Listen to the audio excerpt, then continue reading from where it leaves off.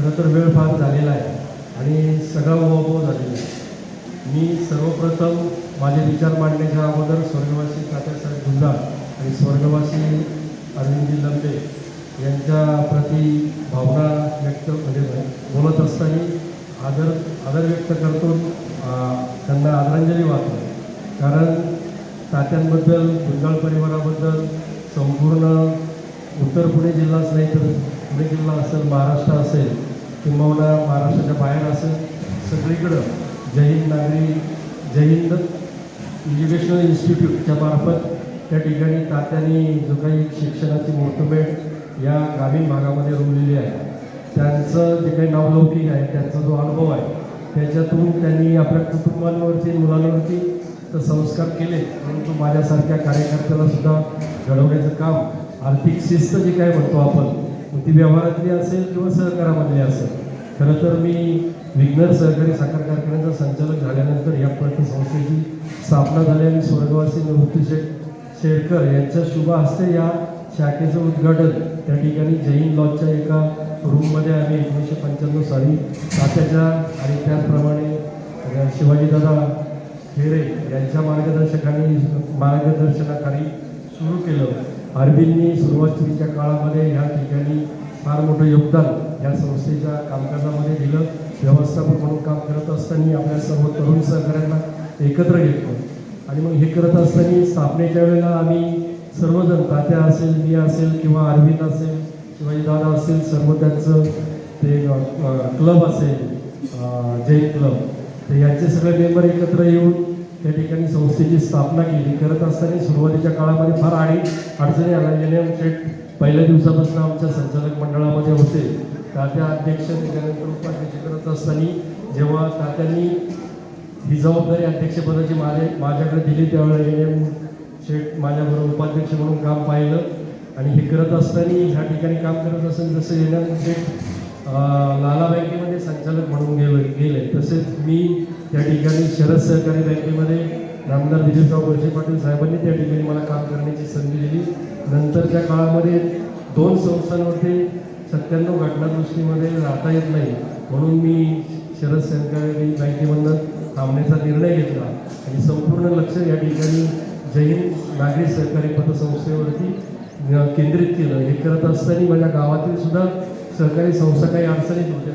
विकास society असेल, येडेश्वर पतसंस्था असेल, त्या संस्थेच्या सुद्धा कामकाजामध्ये दुधडेरी असेल, महिला दुधडेरी असेल, त्या ठिकाणी आमच्या त्या ठिकाणी त्या डेअरीच्या अध्यक्ष आहेत. त्या सगळ्या संस्था करत असताना उत्कृष्ट प्रकारे सहकारातला जो काही अनुभव असेल, कृषी उत्पन्न बाजार समितीमध्ये स्वर्गवासी शिवाजीदादा काळे यांच्याबरोबर काम केलं. आम्ही दोन्ही संस्थांमध्ये काम करत असताना ज्याचा उल्लेख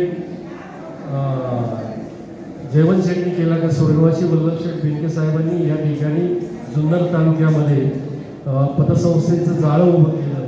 हे सुद्धा त्यांच्याबरोबर सुद्धा विघ्नर सहकारी साखर कारखान्यामध्ये संचालक म्हणून काम करण्याची वल्लभशेठ बरोबर सुद्धा मला संधी भेटली आणि ह्या सहकार परिषदेबरोबर काम करत असताना गावातील सुद्धा संस्था त्या ठिकाणी कुठेतरी मागे राहू नये म्हणून आज येडेश्वरची पतसंस्थेची शाखा सुद्धा नारायणगावला माझ्याच इमारतीमध्ये त्या ठिकाणी आहे. आणि अमित शेठनी तुम्ही सांगितल्याप्रमाणे आपण तालुक्यामध्ये काम करतो. अध्यक्ष तालुका फेडरेशनचे अमित शेठ आहेत, उपाध्यक्ष मी आहे. अनेक मोठमोठ्या संस्था आहेत, त्यांचे संचालक मंडळ त्या ठिकाणी त्या फेडरेशनवरती काम करत असताना अनेक संस्थांचे अनेक प्रश्न प्रत्येक मासिक मिटिंगला आमच्या समोर येत असतात. वसुली असेल किंवा कर्ज वाटप असेल किंवा कर्मचाऱ्यांचे काही प्रश्न असतील, संचालकांचे काही धुसफूस असेल, ते सामंजस्यपणे सोडवण्याचं काम अमित शेठच्या मार्गदर्शनाखाली त्या ठिकाणी आम्ही करत असतो. आणि सहकार काय आहे ते उत्तर पुणे जिल्ह्यामध्ये, संपूर्ण पुणे जिल्ह्यामध्ये 200हून अधिक पतसंस्था असलेली तालुका कुठला असेल तर तो जुन्नर तालुका आहे. एखादी दुसरी जर पतसंस्था जर सोडली तिचं चुकीचं कामकाज, तर सर्व संस्था या ठिकाणी उत्कृष्ट प्रकारे काम करताय. निश्चित स्वरूपामध्ये तुम्ही ज्या वेळेला ठेवी आमच्याकडे ठेवता त्यावेळेला तुम्हाला त्या ठेवी सुरक्षित आहेत की नाही याची शाश्वती लागते आणि त्याची पावती म्हणून आम्ही जो काही हा अहवाल या ठिकाणी वार्षिक मिटिंगला देतो, संपूर्ण मागच्या वर्षाचा, आर्थिक वर्षाचा. आणि ह्या मिटिंगमध्ये जे काही वार्षिक मिटिंगमध्ये हितगुज त्या ठिकाणी होतं, त्याच्यातून प्रसार आणि प्रचार त्या ठिकाणी होतो. आणि तो विश्वास जो आहे तो दृढ होतो आणि निश्चित स्वरूपामध्ये आम्ही नवीन शाखा त्या ठिकाणी सुरू केलेल्या आहेत. राजगुरुनगर या ठिकाणी किशोर शेठ मावळे, जरा आपण एकदा उभे राहा, तुम्ही जरा विश्वास निर्माण करा तिकडं. आपल्या जैन नागरी सहकारी पद्धत संघटनेचे सहकारी तिथं आलेले आहेत. आम्हाला ठेवी तिथनं कमी भेटत आहे. तुम्ही आणि काकळकर मॅडमने लक्ष घातलं तर निश्चित होईल. आपण मार्केटिंग फार चांगलं करताय. तुमचं वक्तृत्व आता बाकीचे हे का जितू शेठ वगैरे इथं आहे, सगळ्यांना माहिती आहे, विजय शेठला माहिती आहे. त्याच्यामुळं तुम्ही ते बोलण्यामध्ये तुम्ही जेव्हा जेव्हा पुढं बोलाल बसाल त्या पद्धतीनं आमचं मार्केटिंग त्यांनी करा आणि ठेवी वाढवा. त्याचप्रमाणे आमचे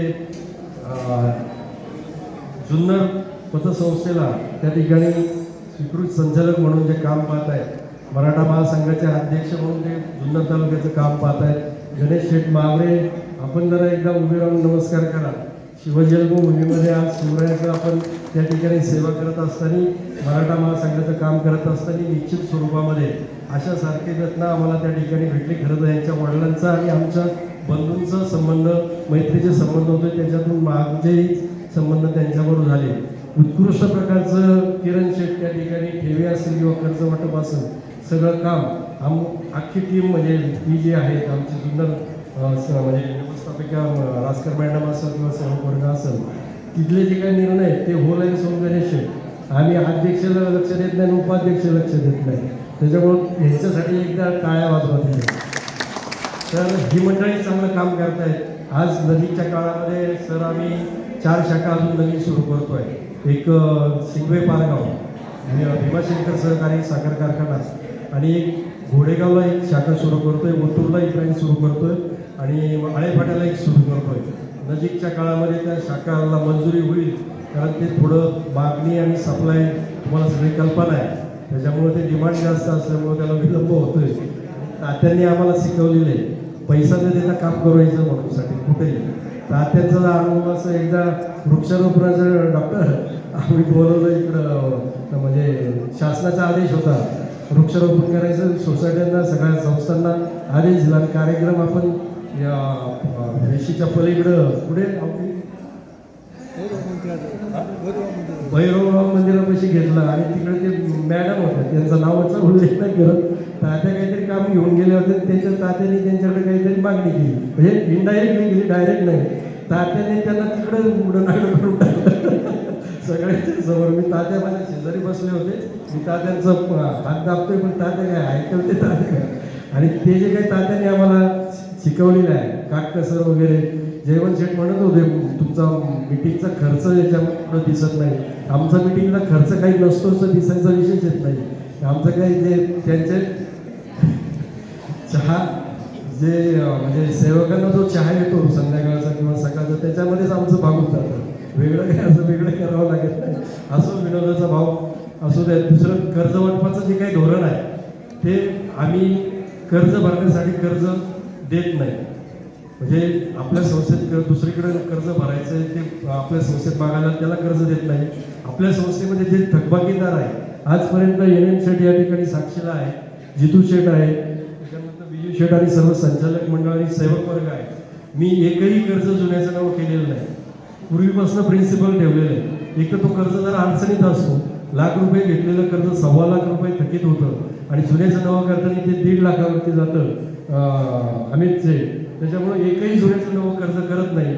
जो कर्ज जर ₹1,00,000 भरू शकत नाही तो ₹1.5 कुठून भरणार. परत त्याच्यावरती पुढच्या वर्षी आलं का परत नवं जुनं. परंतु त्या लोकांना आम्ही समजावून घेतो, त्यांना समजावण्याचा प्रयत्न करतो.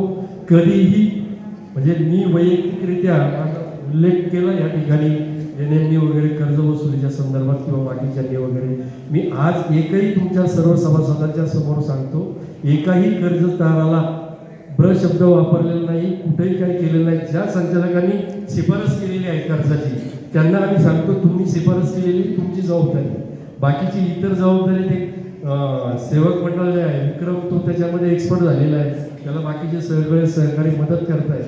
म्हणजे अडचणीतली कर्ज जे आहे ते कशा पद्धतीने वसूल करायचं, सामंजस्याची भूमिका घेऊन ते कर्ज वसूल करण्याचं काम करतो. गेल्या 2 वर्षापासून आम्ही सुदन गोल्ड बरोबर त्या ठिकाणी बाजूला बोर्ड आहे त्यांच्याबरोबर टाईप करून काम सुरू केलेलं आहे. आणि यांची कोपरगावला मेन हेड ब्रँच आहे. अमित शेठला सगळी कल्पना आहे. आम्ही अनेक वेळेला त्यांच्याबरोबर संदीप कोयटे जे आहेत त्याचे अध्यक्ष आणि चेअरमन आहेत, त्यांच्याबरोबर सुरू करतो. एक मराठी माणसाने या क्षेत्रामध्ये पदार्पण केलं कोविडच्या काळामध्ये 21ला वगैरे. आज त्यांच्या 5,000 कोटीचा टर्नओव्हर आहे. किती? 5,000 कोटीचा संपूर्ण भारतामध्ये विस्तारलेलं आहे. दुसरी एक सर्वात महत्त्वाची गोष्ट म्हणजे आम्ही जे काही कर्ज देतो ते चक्रवाढ व्याज घेत नाही. गोल्ड लोनवरती सुद्धा आणि इतर जे स्थावर कर्ज असतील किंवा बाकीचे जे काही कर्ज असतील आणि ह्या ज्या काही मुथूट फायनान्स असतील किंवा इतर जे काही कंपन्या सोन्याचं कर्ज हे करतायत, ह्या अक्षरशः ढवळ्या दिवसात तुमच्या आमच्या वरती दरोडे टाकतायत. आपलं जे सोनं नाणं आहे जे महिलांनी जपून ठेवलेलं आहे ते लुटण्याचं काम करतायत. कर्जदार त्या ठिकाणी 24 तास 24/7 आवर्स कर्ज उपलब्ध म्हणून जाहिरात केली जाते. एका मिनिटामध्ये कर्ज उपलब्ध होतंय म्हणून सांगितलं जातं. कर्जदार गेल्याच्या नंतर ज्या ठिकाणी सह्या घेतल्या जातात त्या फॉर्मवरती काय लिहिलेलं आहे याचं वाचन करत नाही. अल्पसा व्याज दर दाखवून त्या ठिकाणी ते कर्ज दिलं जातं. 6% कर्जाची सुरुवात होते, पण ज्या वेळेला तो कर्ज फेडायला तो कर्जदार त्या संस्थेमध्ये जातो, त्या फायनान्स कंपनीमध्ये जातो, त्यावेळेला त्याची वसुली 36%वरती अजित सेट असते. किती? 36%वरती. घेतलेली रक्कम ऐकली म्हणजे परत फेडवायची रक्कम ऐकल्यानंतर एखादा गरीब महिला असेल किंवा पुरुष असेल ते ऐकल्यानंतर ते कर्ज त्या ठिकाणी सोडून म्हणजे ते दागिना सोडून येतो. आणि ह्या मंडळींनी संपूर्ण राज्यामध्ये नव्हे देशामध्ये आज तुमच्या माहितीसाठी सांगतो काही टनामध्ये सोनं गोळा केलेलं आहे. हे जे काही कर्ज केलेले आहे यांनी परत त्यांच्या दुसऱ्या कंपन्या स्थापन केलेल्या आहेत. त्या कंपन्यामध्ये ते निलावाने ते कर्ज गोल्ड त्याचे वर्ग केलं जातं आणि हे लोक आता केंद्र शासनाला त्या ठिकाणी कर्ज पुरवठा करतायत ह्या कंपन्या. म्हणजे कसं गणित आहे तुम्ही बघून घ्या. म्हणजे हे जे काही आहे तर याच्यापासून तुम्ही एक जनजागृती करणं गरजेचं आहे. सुदनचा सुद्धा स्टाफ या ठिकाणी उपलब्ध आहे. ते मार्केटिंगचं काम जुन्नरला एक करतो, नारायणगावमध्ये एक करतो, त्याच्यानंतर खेडला एक करतो. आणि हे सगळं करत असताना ह्या सगळ्या अर्थकारणाचे हे जाणीव करत असताना तुम्हाला जेव्हा केव्हा कर्ज लागेल, राष्ट्रीयकृत बँकामध्ये लागेल, सहकारी बँकांमध्ये लागतील, सहकारी पतसंस्थांमध्ये लागेल. 1 लाख रुपयाचं कर्ज घेत असेल तर तुम्ही 5 ठिकाणी जा, चौकशी करा. 1 लाख कर्जाचे 5 वर्षाचे परतफेडीचे हप्ते, मुद्दल किती आणि व्याज किती हे आकडे एका समोर घ्या 5 संस्थांमध्ये जाऊन. आणि नंतर व्याज दर सारखंच आहे, परंतु रिकव्हरीची रक्कम जी आहे परतफेडीची त्याच्यामध्ये फरक आहे. म्हणजे नक्कीच काहीतरी त्याच्यामध्ये कॅल्क्युलेशनमध्ये फरक आहे याची खात्री करा. आणि जिथं कमीत कमी व्याजदर म्हणजे व्याजदर सारखे जरी असले, कमीत कमी हप्ता, कमीत कमी व्याज ज्या त्या संस्थेमध्ये मिळेल त्याच्यावरती प्रोसेसिंग चार्जेस सुद्धा या ठिकाणी आम्ही आत्ता सध्या फक्त 2.5 ते 3% घेतो. पूर्वी 5% घ्यायचो, सुरुवातीला 10% घ्यायचो. आता इथं कर्जदार जो कर्ज घेतो तो अडचणी दे म्हणून कर्ज घेतो. आम्ही त्या कर्जदाराकडनं एकही पैशाचं डिपॉझिट घ्यायचं गेल्या 2 वर्षापासून बंद केलेलं आहे. फक्त जे काही भागभांडवल आहे तेवढंच घेतो आणि बाकीचे इतर 0.5% काहीतरी इतर जे काही खर्च येतो तो घेतो. त्याच्यामुळं हे सगळं कॅल्क्युलेशन करून आपण कर्ज त्या संस्थेमध्ये घ्यावं. अधिकचं काही बोलत नाही. आपण जो काही विश्वास या ठिकाणी आम्हाला सर्वांवरती दाखवला त्याबद्दल उपस्थित सर्व संचालकांच्या वतीनं, सर्व सेवक वर्गाच्या वतीनं आपल्या सर्व सभासदांना मी धन्यवाद देतो. या संस्थेच्या निमित्त मार्गदर्शनासाठी या ठिकाणी ज्यांनी आपल्याला मार्गदर्शन केलं त्या सर्वांचं या ठिकाणी उपस्थित आपल्या सर्व सभासदांच्या, सेवक वर्गाच्या आणि संचालक मंडळाच्या वतीनं त्यांनाही धन्यवाद देतो. या ठिकाणी थांबतो. जय हिंद, जय महाराष्ट्र, जय सर.